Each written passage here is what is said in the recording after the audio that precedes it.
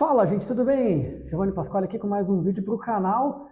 E hoje não poderíamos deixar de falar sobre, esses conflitos aí que explodiram no Oriente Médio, né? Israel e Irã. Depois de nós pensarmos, que talvez Rússia e Ucrânia ia, quem sabe, migrar para um fechamento, a gente está vendo um escalamento, né? Desses conflitos, outras regiões entrando em guerra também. Já teve aquela questão dos atentados lá contra Israel, que depois combinaram eles atacarem outros países e agora foram para cima do Irã. E vamos lá, gente, o que isso interessa para o nosso conteúdo aqui, do nosso canal, para as tuas finanças, para os teus investimentos? O que isso impacta? Você, obviamente, não pode achar que não impacta em nada só porque você mora longe do conflito. Aqui é um exemplo interessante para começar a entender como que o nosso mundo é interconectado. A economia, ela é como se fosse uma caixa de engrenagens. A economia global, imaginem um monte de engrenagens interconectadas. Quando acontece alguma coisa com um país, um escalonamento de tensões, algo que fica desconfortável, aumento do risco global, tudo isso afeta a economia em todos os lugares, gente. Isso chega aqui no Brasil também. Apesar de a gente ser um país que, graças a Deus, estamos sempre longe desse tipo de guerra, mas afeta a economia, gente. Não dá para achar que não afeta. Porque, assim, de cara, o que a gente pensa quando lembra de Oriente Médio? O que vem na cabeça? Petróleo, né? O petróleo já está em disparada desde sexta-feira. Ele estava estável, Já fazia um bom tempo na casa dos $66 por aí, o petróleo Brent. E ele, obviamente, já disparou. Ele vai continuar disparando. Aqui para o Brasil, isso é particularmente sensível por conta do combustível, Aumento de inflação, que é uma coisa que a gente está tentando combater. Então, direto, vocês já veem um impacto na nossa economia, no nosso mundo, aqui na nossa bolha brasileira, Simplesmente pelo ponto que o conflito está numa região onde se extrai petróleo, o petróleo aumenta, já impacta na nossa inflação aqui por conta do preço dos combustíveis, O que a gente pode fazer para se defender de um cenário desses? Quando a incerteza global aumenta, normalmente o investidor busca o quê? Ativos de segurança. Qual que é o maior ativo de segurança que nós temos no planeta desde a época dos millennials? O ouro.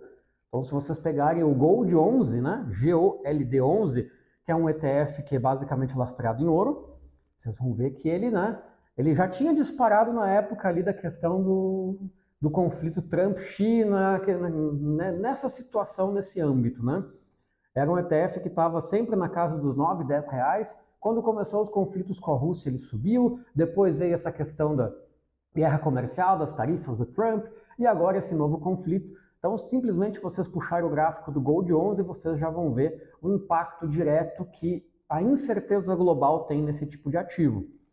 Então, tu se posicionar nele agora é algo interessante? Olha, seria um movimento bem curto prazista, porque do mesmo jeito que tu vai estar se protegendo na tua carteira, tu vai pegar um ativo que já está esticado. Tu já vai pegar eles as suas máximas, mais ou menos como tu comprar o Bitcoin no topo histórico. O Bitcoin esse, inclusive, que é o chamado já de ouro digital. Acaba se tornando também um outro ativo de defesa, assim como o dólar.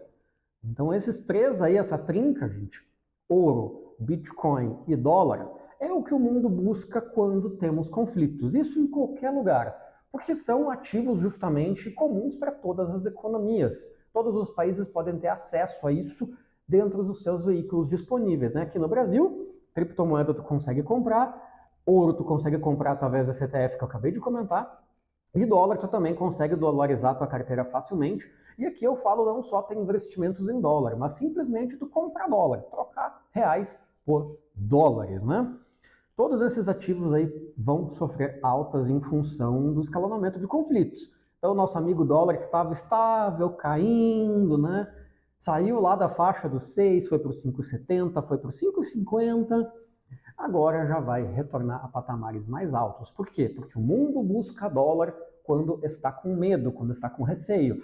A demanda por dólar aumenta, o que acontece, gente? Oferta e demanda, lei básica da economia, o preço sobe. Então, simplesmente por conta disso, o dólar vai para cima novamente. Mesma coisa para os outros dois ativos que eu comentei. Talvez o Bitcoin seja o mais descorrelacionado deles, por conta que o mercado ele tem vida própria e volatilidade própria. Não necessariamente ele é tão ligado a esses conflitos, mas conforme a gente vem evoluindo com o ativo, ele vai se tornando mais maduro, ele passa a ficar assim, sensível a esse tipo de instabilidade também. Então, entendam, né, que o que tu pode tirar desse tipo de conflito é, muitas vezes, o entendimento, o ensino sobre o que tu quer ter na tua carteira como fonte de defesa, né? Isso vai direto para as pessoas que muitas vezes só têm Ibovespa, só estão compradas no índice brasileiro, nas ações do Brasil, ou que talvez só tenham renda fixa. Bom, é ruim ter renda fixa no Brasil nesse momento, com a Selic quase em 15? Ruim não é. Mas essa é a taxa de rentabilidade que tu tem estagnada ali. Se a gente tiver um escalonamento de conflitos por mais tempo, tem toda uma rentabilidade que tu está deixando na mesa por não estar exposto a certos ativos. E quem tem já carteira de renda variável e está deixando isso de lado, é um excelente momento para tu começar a estudar, gente. É sempre nessa tecla que eu bato aqui com esse tipo de vídeo. Eu não gosto de fazer nada sensacionalista, né? Do tipo, compra agora antes que acabe. Só para fazer a thumbnail, né? Para chamar vocês aqui para o vídeo. Mas vamos lá. O melhor que tu pode fazer é tirar essas janelas para estudar, para aprender. Então, o que eu faria, né? Bom, o ouro deve se valorizar, como foi no vídeo ali da Festo que eu vi. Deixa eu olhar janelas semelhantes ao que aconteceu. Pega o gráfico ali do Gold 11 e começa a voltar no passado para ver o que aconteceu. Eventos recentes, guerra da Ucrânia, né? O que aconteceu com o Gold 11 nesse período? Vamos ir um pouquinho mais para trás, vamos lá para a pandemia. O que aconteceu com o Gold 11 na época da pandemia? Vamos mais lá para trás, gente. Tem ativos que são negociados há mais de um século. Vai lá para trás e vê o que aconteceu com o ouro na época da crise de 29, na Segunda Guerra Mundial. Vejam o que aconteceu com os ativos que vocês estão conhecendo agora em momentos de aumento de tensão. Não estou querendo comparar o que está acontecendo agora com uma guerra mundial, mas o efeito que tem na mentalidade do investidor é bem parecido. Incerteza, gente, aumento de risco global, as pessoas sempre migram para os mesmos ativos tem muito tempo.